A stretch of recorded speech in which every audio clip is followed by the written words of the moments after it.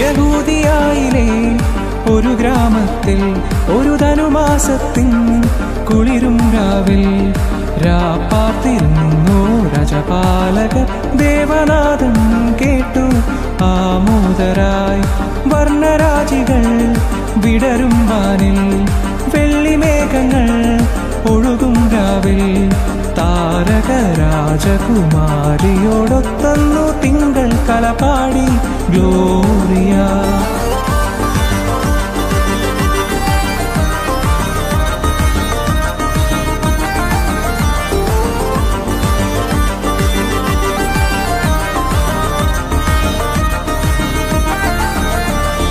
താരകം തന്നെ നോക്കി ആട്ടിടയർ നടന്നു.